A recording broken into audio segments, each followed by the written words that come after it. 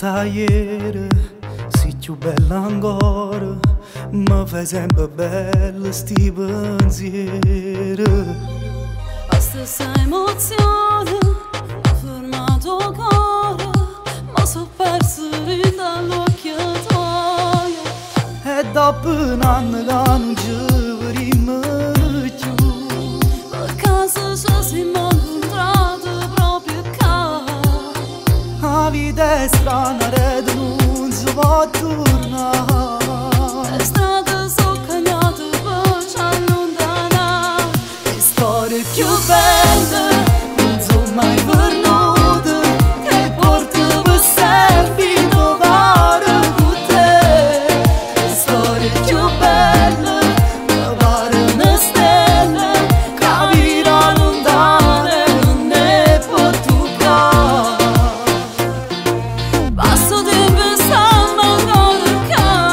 Sono innamorata vero, non si può mai scordare. Ci parliamo senza ci parlare. Che pure sto silenzio sape che la notte fa, Per ci fare.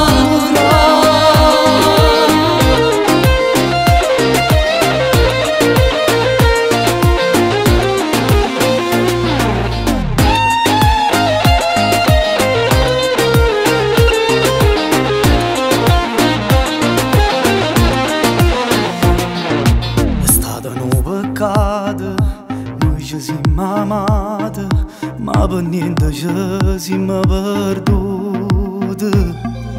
Quante incomprensioni, frequenti malumori, era destino era fermia così.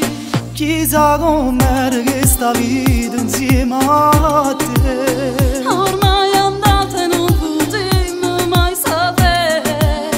Però mi ha fatto assai piacere di